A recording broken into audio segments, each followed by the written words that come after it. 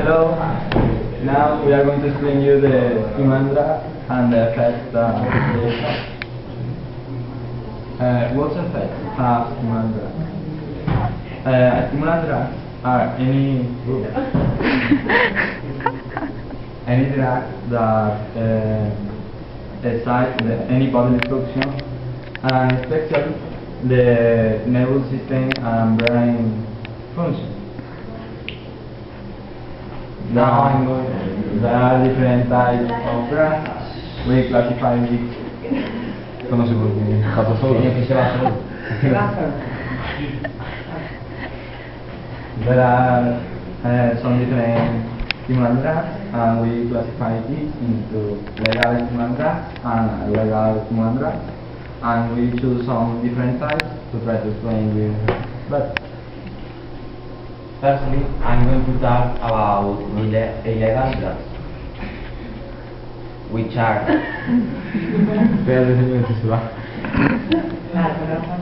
es que como lo tenemos en lo tenemos también. Lo tenemos. Estamos precavidos.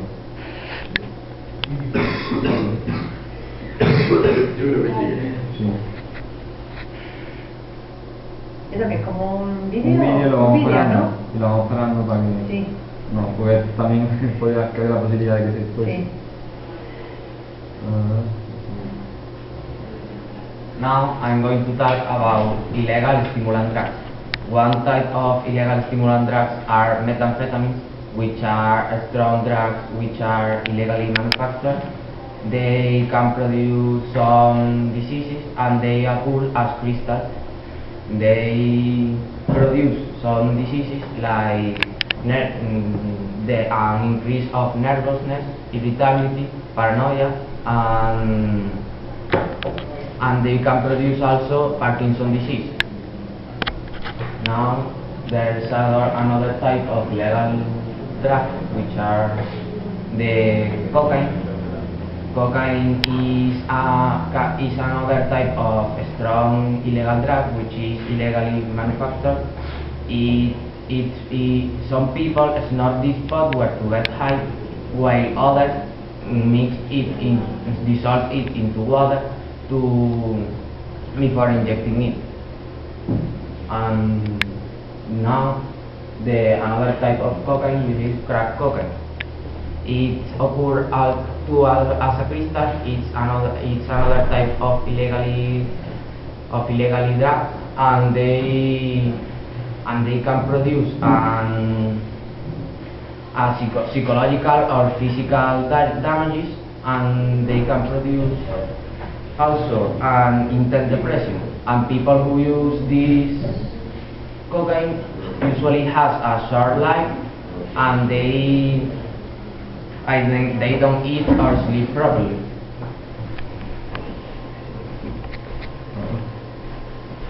Okay, now I'm going to explain you the legal drugs. Like you can see here, amphetamine, which our teacher said before, and they are legal in most regions, but you only can use it with medical prescriptions, because amphetamine can reduce your appetite and your fatigue, and can produce sleep deficit and malnutrition. People who use amphetamine are also prone to illness, and the regular use of amphetamine can produce psychosis that has symptoms like hallucination, paranoia, and violence.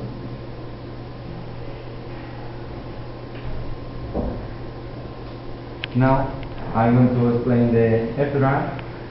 This is natural. It's an extract from a plant.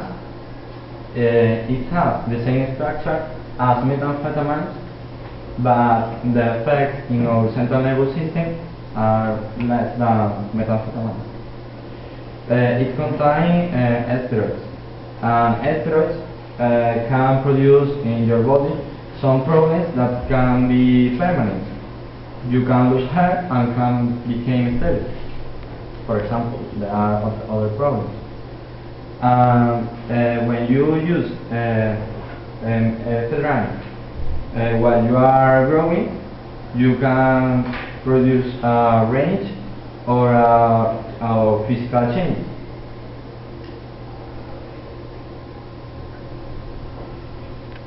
Now I'm going to explain the caffeine that is very common in our life.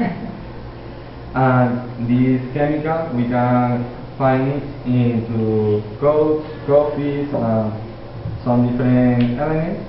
Caffeine stimulates our body to relax the muscles. It's different than we think. A couple of cups of coffee a day can produce diseases in our heart, and people with heart diseases can increase the problem.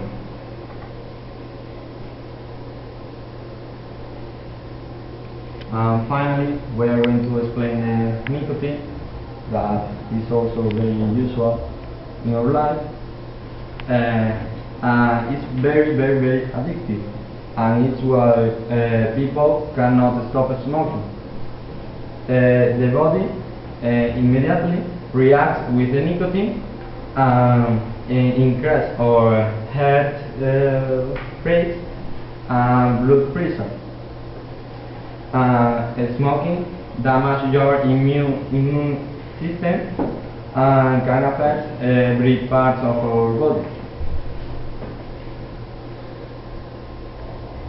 Now I'm going to talk about the disintoxication process, which is very difficult to stop consuming these stimulants.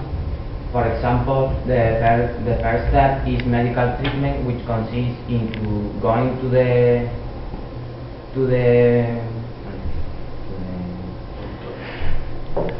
hospital, and you need the help of a professional to extract your problem.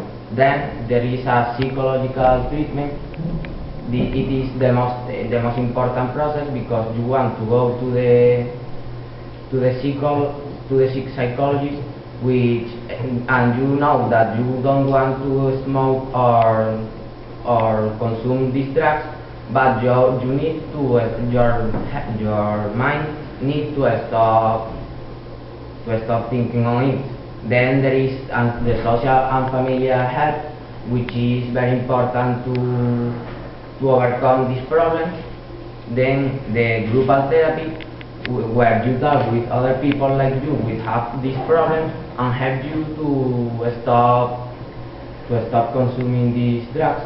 Then the new learning, you want to become a normal person, and you need to have a normal life. And the social rehabilitation, for example, you can find a job, you can help at home, and another process that you didn't make before.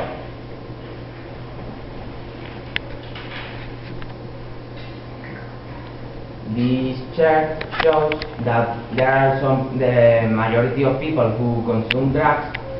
You consume them to have a good time and not by a medical reason. In New York, this is the percentage of young people who consume drugs with a medically reset, and it is too big, and is of people who consume drugs illegally.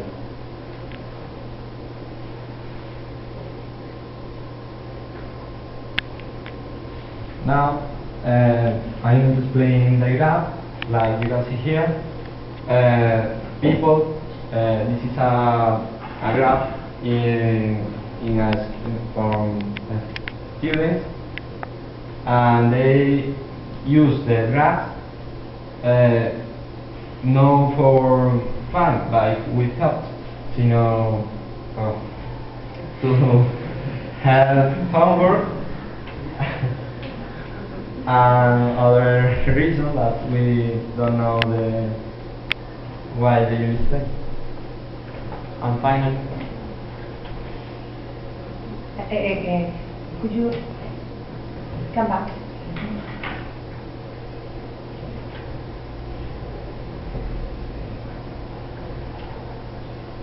The test is the next test. Okay. And finally, we can see how the consumption of drugs in the USA has grown a very important growth. In 1997, it was too small, and into 3 years, it has multiplied per 10.